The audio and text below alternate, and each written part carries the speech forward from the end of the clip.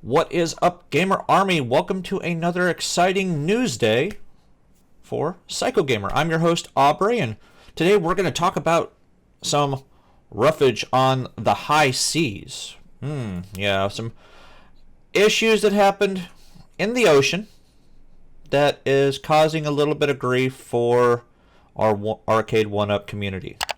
So make sure you hit that like and subscribe and turn on those post notifications, and we're going to talk about that right after this. Stay tuned.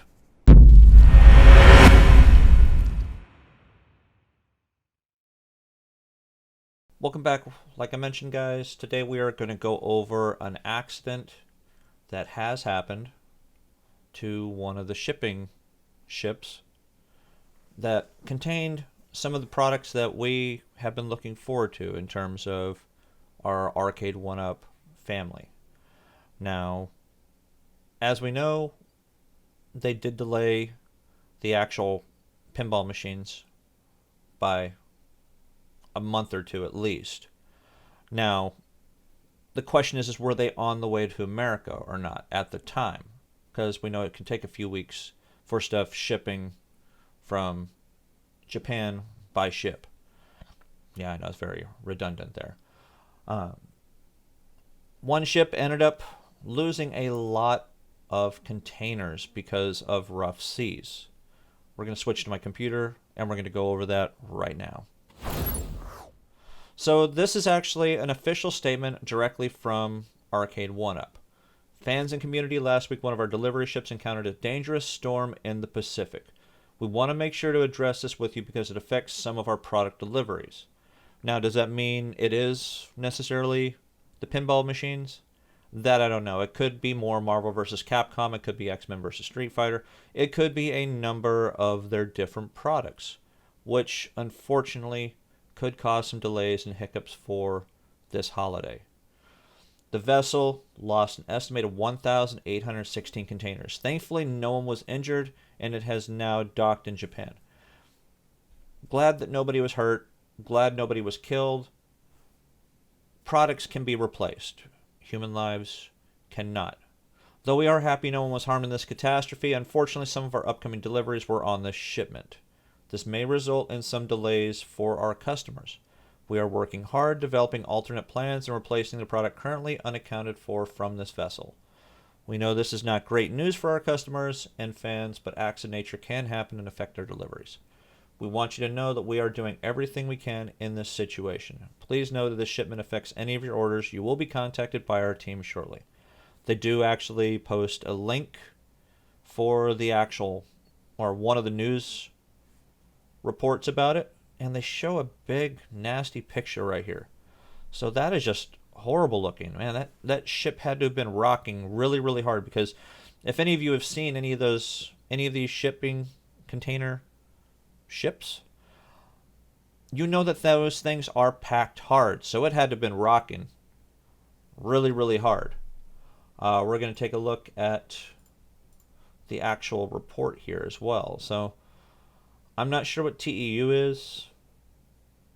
14,000 ton something. One APUS, which suffered a massive container stack collapse en route to Long Beach last week. Today berthed at the Japanese port of Kobe. So they did turn around and head back home once the accidents really started happening.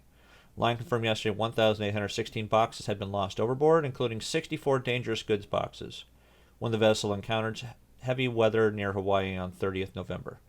Now, I've heard of accidents like this happening, and even some of these shipping containers washing up on shores in some places, because many of them are airtight due to some of the products that they have on there.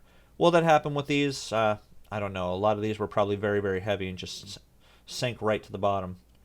Notification sent to JRCC in Honolulu and Guam, which maritime navigational warning subsequently broadcast.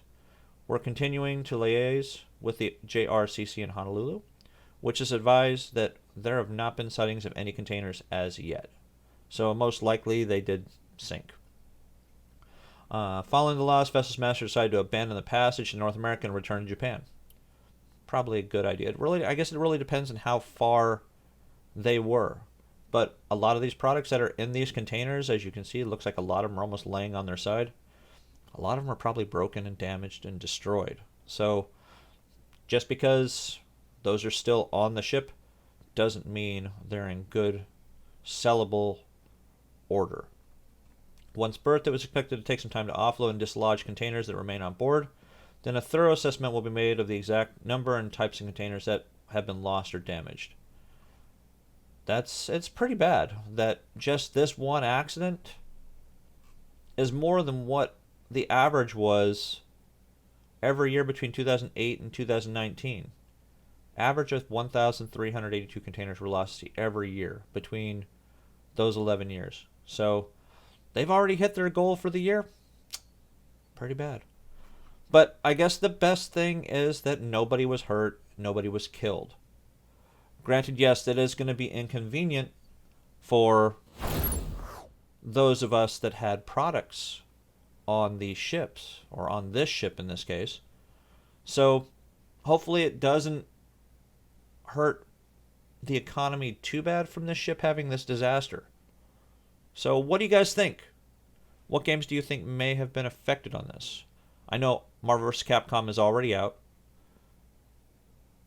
We are still waiting for the Arcade1up Pinball. Hopefully none of the @Games stuff is on there either. But there's a good possibility a lot of those electronics, maybe even PlayStation 5s and Xbox Series X's, are at the bottom of the ocean right now. Who knows? But hope you guys liked the video. Give me a like and give me a subscribe and turn on the post notifications if you have not yet done so. And until next time, guys, game on. Hey, thanks for stopping by my channel, guys. Check out some of my other videos for some of my other Arcade1up videos and my other video game videos. Hopefully you like some of them.